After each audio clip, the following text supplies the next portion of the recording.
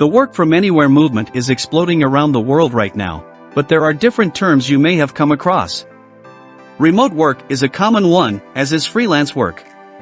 Sometimes, these two words are used interchangeably. While they have some crossovers and similarities, there are also a few differences between the two. A remote worker is someone who has location independence, meaning they can work from home or while they travel. A freelancer is someone who is self-employed and hired by various clients to complete certain projects.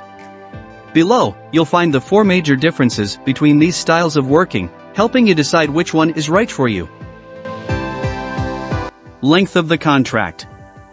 Remote workers tend to work full-time for their company, meaning that they're usually employed on a permanent basis. Freelancers, conversely, will work on individual projects and may not be required once the project is completed. That means that a remote worker's contract will usually last a few years at least, while a freelance worker may only have contracts that end within a few weeks or months. For some people, these short-term contracts can feel insecure. They'd rather have their future mapped out so that they can plan ahead. However, those drawn to the freelance lifestyle often find that they like the variety of constantly changing companies and working on different types of projects. If you're successful as a freelancer, you can line up many projects in a row so that you know you have a stable income for the next year or more. This does carry risk, though, since companies may pull out at the last minute. Working from anywhere. Both freelancers and remote workers may be able to take advantage of the work from anywhere movement. However, freelancing doesn't guarantee this. A remote worker, as the name implies, doesn't need to attend the head office to do their job. Therefore, they're generally free to travel the world and set up office wherever they see fit. A freelance worker, on the other hand, may have to attend meetings and be on site for the duration of the project. Many freelancers are able to work from anywhere and they have the freedom to only choose the projects that allow this. However, taking this approach can lead to fewer opportunities. In many cases, finding local companies within commuting distance offers more projects and ultimately more income for the freelancer.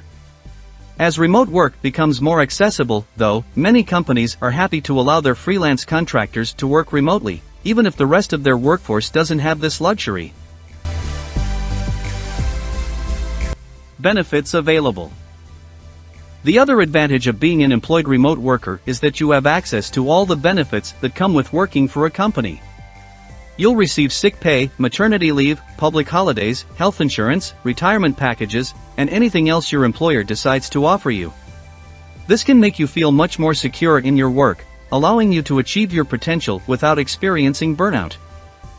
Freelancers don't have this luxury. In many cases, if you're a freelancer and you take a day off, then you simply won't get paid. You're paid solely on the work you complete, unable to claim sick pay or have access to other company benefits. These are reserved for people working within the company and not afforded to third-party freelancers. This option doesn't allow you to take equity, but it does enable you to grow your own business and invest some of the profits in health insurance, retirement funds, and similar benefits. Employee or entrepreneur?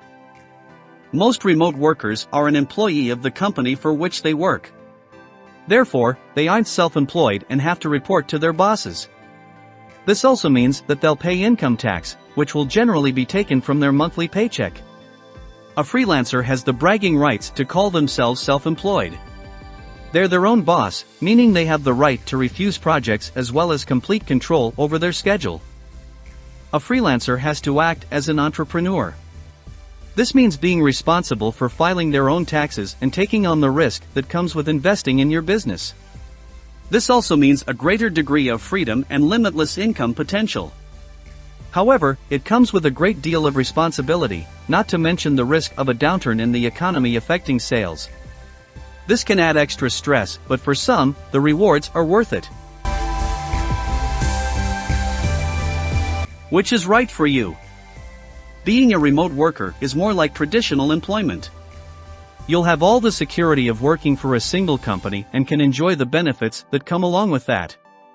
On top of this, you'll have the ability to travel the world. That's why many consider it a win-win situation. However, you'll also have all the constraints of working for someone else and may not have much control over the hours you work. Becoming a freelancer means going self-employed and adopting an entrepreneurial mindset.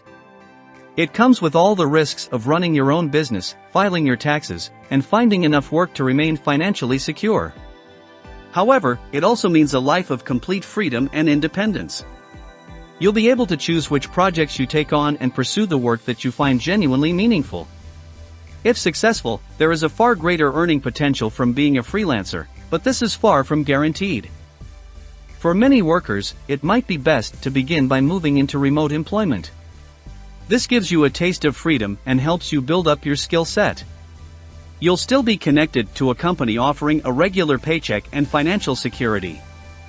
However, if you work hard, then you may find that you outgrow your role. You'll begin to take on some freelance work on the side and may find that clients are willing to pay you a lot more money for doing more exciting work.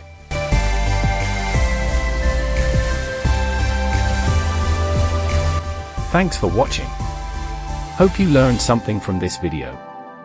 Please don't forget to like and subscribe. See you on the next video.